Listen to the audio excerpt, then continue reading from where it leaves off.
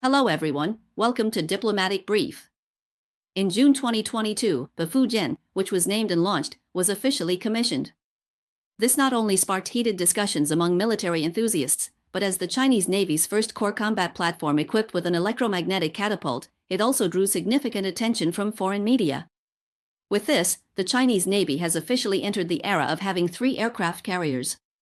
CNN commented that China's latest and most advanced aircraft carrier has been officially commissioned, which means China is seeking to challenge the United States.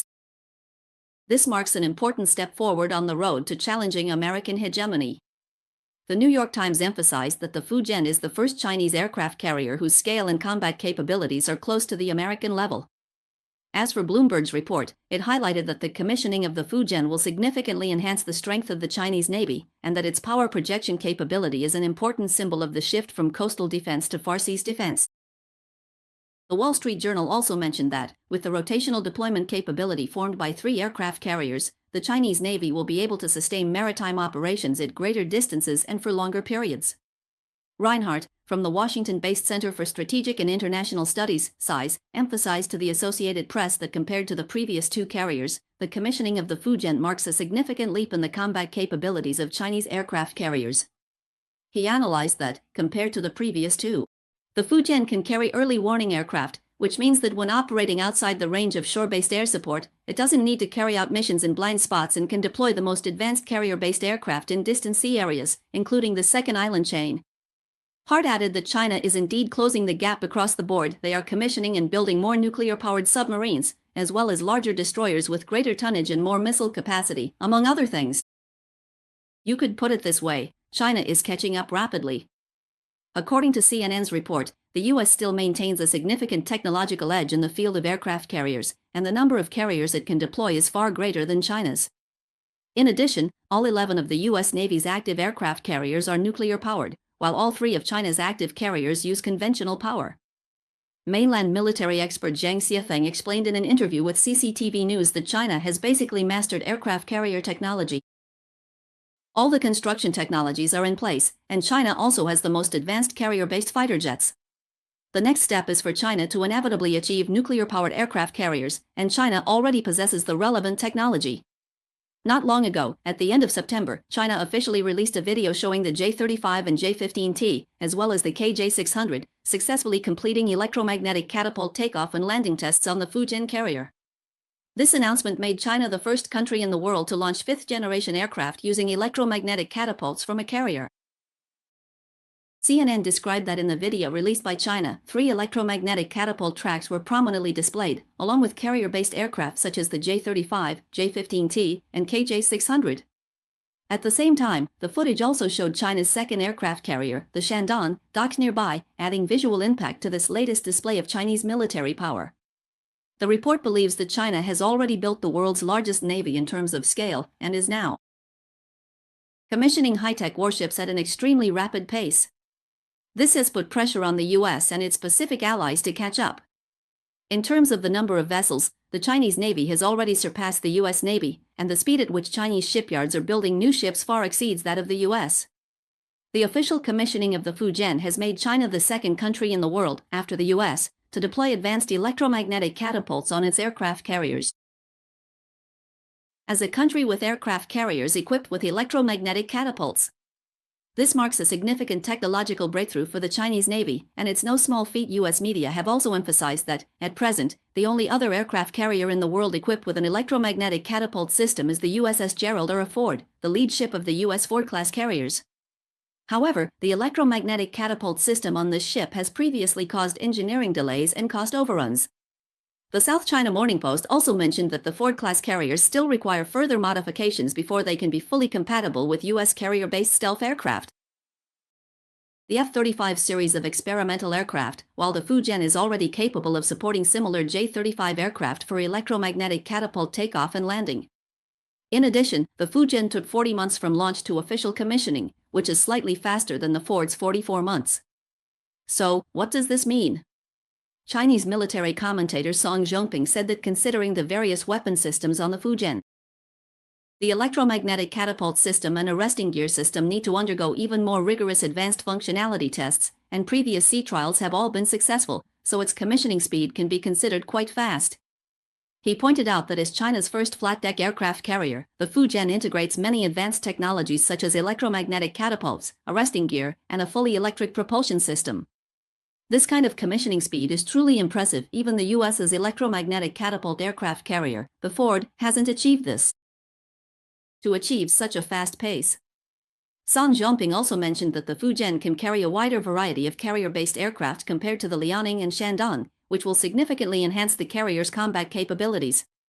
Official commissioning is just the starting point. To develop initial combat capability, it will still require long-term training and adaptation. He also added that if the goal is to counter possible external interference in the Taiwan Strait, even 3 aircraft carriers might not be enough. Some defense-related personnel on the island told the New York Times that these aircraft carriers are not solely intended for use against Taiwan, but if they are deployed in the Western Pacific, they could form an encirclement around Taiwan.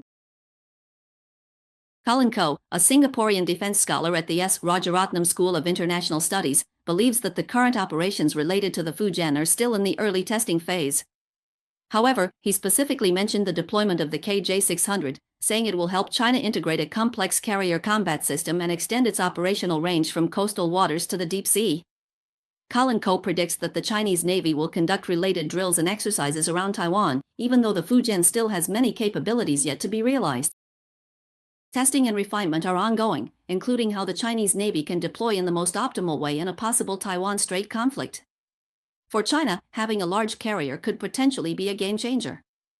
Military commentator Jiang Junqi told the Mainland Observer Network that as the Chinese Navy now has 3 aircraft carriers and is equipped with 5th-generation carrier-based fighter jets, the J-35, their strike range will cover the so-called second island chain, which will inevitably have an impact on the Western Pacific region.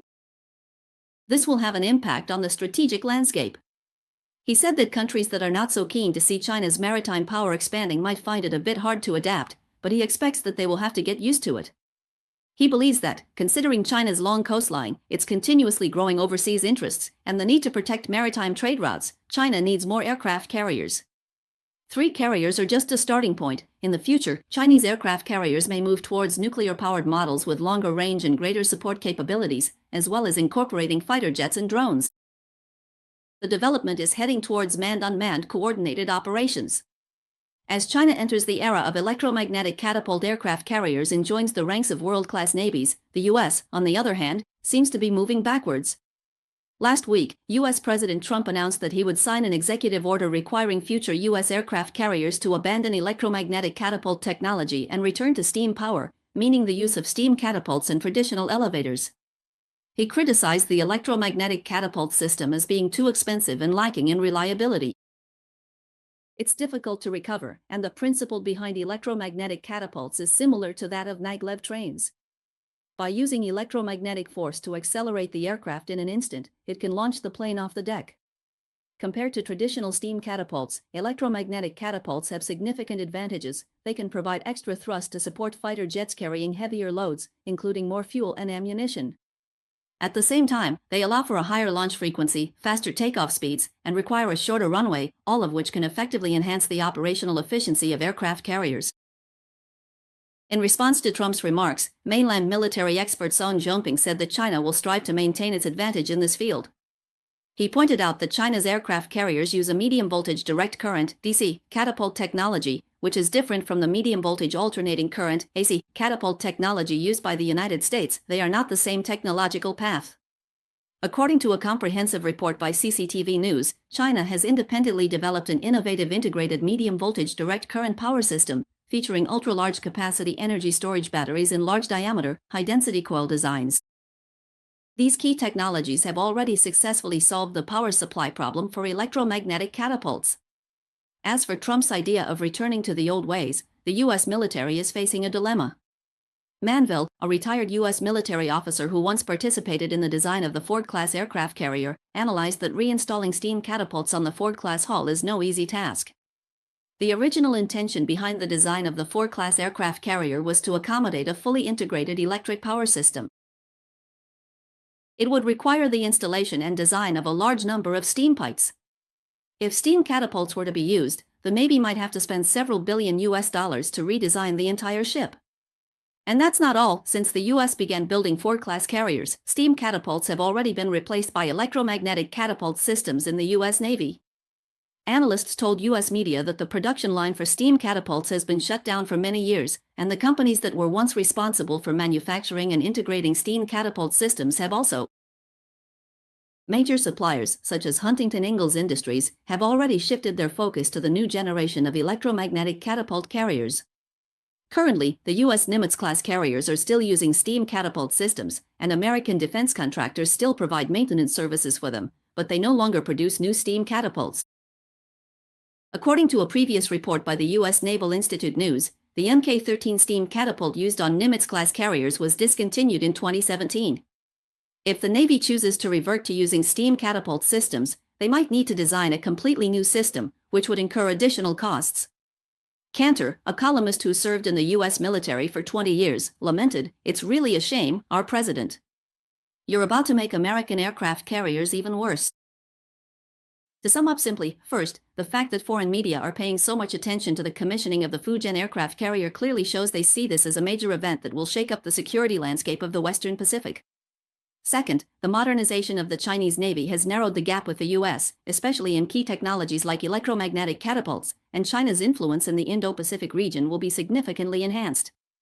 Third, beyond its military significance, this is also a contest of innovation and industrial capability. China has managed to leapfrog by using a direct current electromagnetic catapult system, successfully solving the challenges of electromagnetic catapults. When it came to solving these tough problems, the U.S. wasn't pursuing more technological breakthroughs. Instead, it took a step backwards technologically, for example by returning to steam catapult systems. This competition between China and the U.S. isn't just about military strength, it's actually a contest of innovation and industrial capability. Clearly, the U.S. has lost that ambition to surpass itself. More importantly, the commissioning of the Fujian marked China's extremely high pace of new shipbuilding, once again highlighting China's advantage in shipbuilding. Meanwhile, the U.S. is facing issues like cost overruns and supply chain problems. Ultimately, the attention from foreign media isn't just about comparing the military strength of China and the U.S., it's about the contest of overall national power.